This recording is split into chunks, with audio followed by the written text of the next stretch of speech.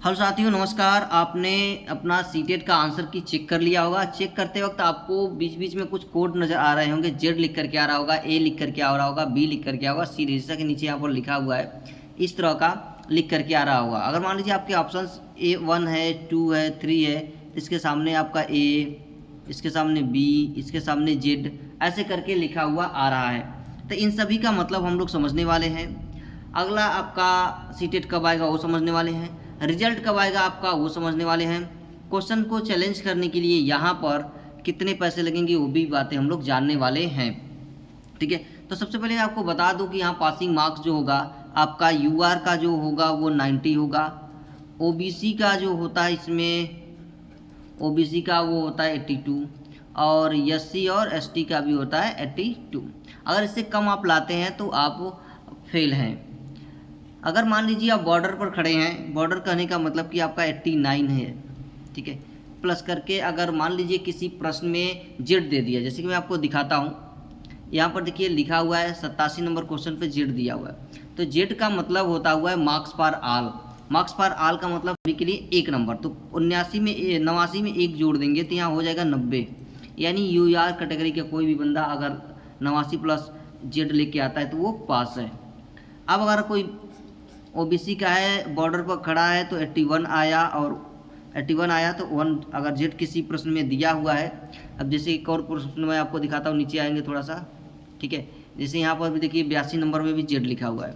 अब इनका जेड लिखा है तो जेड का मतलब यहाँ पर फिर से मार्क्स फॉर ऑल इनको 1 नंबर मिल जाएगा। किसी भी कैटेगरी के होंगे, ओबीसी, एससी, एसटी, चाहे किसी भी कैटेगरी को आपको मिल जाएगा 1 नंबर और आप हो जाएंगे पास। क्योंकि जब एकदम पॉइंट पर मेन बॉर्डर पर आ करके और अब लौटना पड़े ना तो बहुत दुख होता है।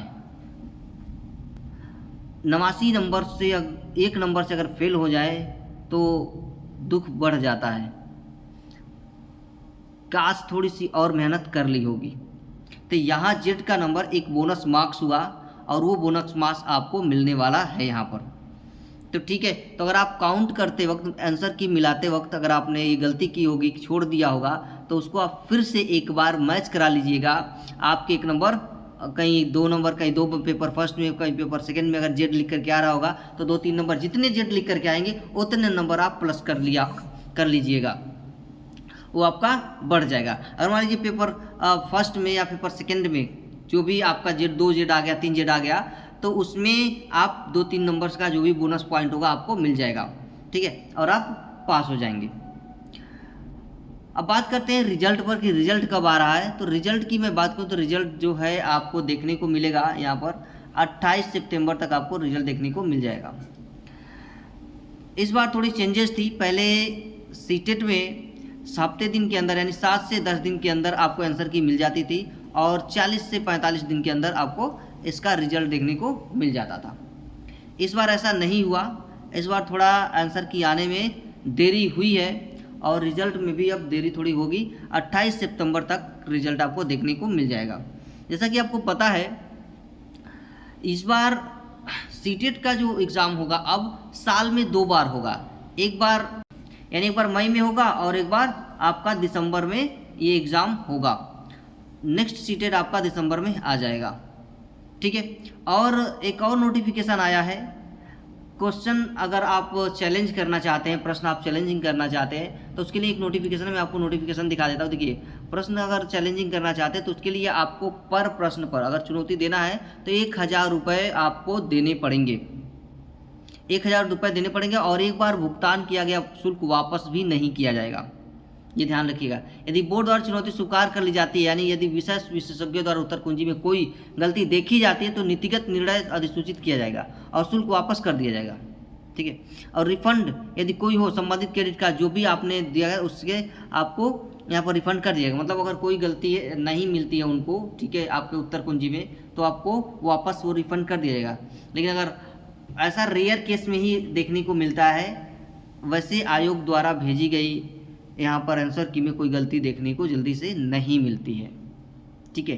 तो मेरे ख्याल से आपको यहाँ पर चैलेंजिंग नहीं करना चाहिए क्योंकि पर प्रश्न पर 1000 रुपये है, ठीक है। 1000 रुपये बहुत होते हैं। अगर 2 क्वेश्चन करेंगे तो 2000 लग जाएंगे और अगर आपका नहीं हुआ तो पैसा भी डूबने का डर है यहाँ पर, तो काफ़ी ज़्यादा नुकसान हो जाएगा। तो मेरे ख्याल से आपको यहाँ पर चैलेंजिंग नहीं करना चाहिए। यहाँ पर प्रश्न को बस रेयर केस में ही होता है, होगा होगा, नहीं हुआ नहीं होगा, ठीक है। चैलेंजिंग करना, अब आपका मन क्या कहता है वो आप सुनिए, लेकिन मेरा जो विचार है, मैं अपनी पर्सनली व्यक्तिगत बातें बता रहा हूँ आपको कि चैलेंजिंग नहीं करना चाहिए, क्योंकि भारी भरकम फीस है। अगर मान लीजिए 10 क्वेश्चन पर अगर चैलेंज करें तो 10,000 रुपये आपको लगाने पड़ेंगे, लेकिन 10 क्वेश्चन पर कहाँ चैलेंजिंग होगा, वो एक आध दो क्वेश्चन रेयर केस में हो सकता है, ठीक है। तो मुझे उम्मीद है कि आपके सारे डाउट्स क्लियर हो गए होंगे। तो चलिए आज के लिए इतना ही, मिलते हैं फिर हम लोग नेक्स्ट वीडियो में।